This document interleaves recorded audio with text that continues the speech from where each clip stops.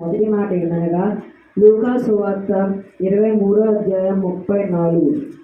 తండ్రి, వీరేమి చేయుచున్నారో వీరెరుగరు గనుక వీరిని క్షమించుమని చెప్పాను. క్షమాపణ అనే మాట ఆయన సిలువలో పలికాను. గిత్సం అనే తోట నుండి ఆయన చెమట రక్తముగా కారుచున్న దగ్గర నుంచి అనేక శ్రమలలో గుండా వెళ్ళిన యేసుక్రీస్తు ప్రభు ఆయనను ఉమ్మివేసిన వారిని, ఆయనను హింసించిన వారిని, ఆయనను అవమానపరిచిన వారందరినీ కలిపి ఏమి చెప్తున్నారు అంటే, తండ్రి, వీరేమి చేయుచున్నారో వీరెరుగరు కనుక వీరిని క్షమించును. ఈ మొట్టమొదటి మాట ఏమిటో తెలుసా? తండ్రికి చేస్తున్న వంటి ప్రార్థన. తండ్రి, వీరు ఏమి చేస్తున్నారో వీరెరుగరు కనుక వీరిని క్షమించును. గుర్తించుకోండి, మన జీవితంలో యేసుక్రీస్తు ప్రభు సిలువలో పలికిన 7 మాటలు మన జీవితంలో నేర్పే పాఠం.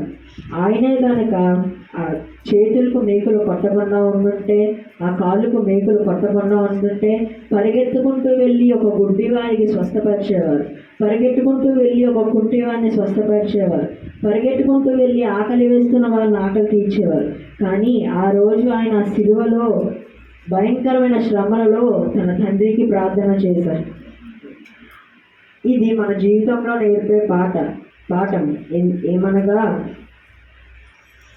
అనేక సార్లు మనం కూడా సిలువ వలె శ్రమల్లో వెళ్ళినప్పుడు, కదలేని పరిస్థితిలో ఉన్నప్పుడు, అనారోగ్యంతో ఉన్నప్పుడు, అయ్యో నేను కదలలేనే అని అనుకుంటున్న వారందరికీ యేసుక్రీస్తు ప్రభు ప్రార్థన చేయి, నీవు ప్రార్థన చేస్తే నీకు జవాబు దొరుకుతుందని చెప్పాడు. చివరిగా యేసుక్రీస్తు ప్రభు నేర్పించే పాఠం ఏమనగా, శ్రమలో ఉన్నప్పుడు మనం కూడా మన తండ్రికి ప్రార్థన చేయాలి.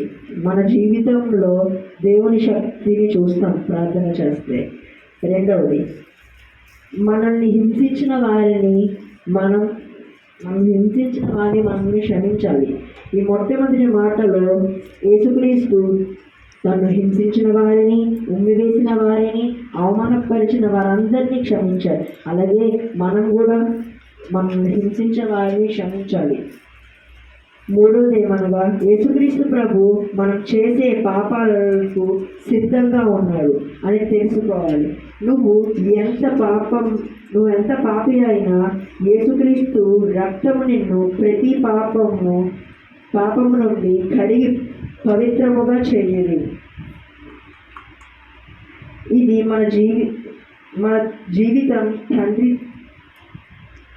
జీవితంలో తండ్రి దగ్గర మౌనంగా ఉండకూడదు, ప్రార్థన చేస్తూ ఉండాలి.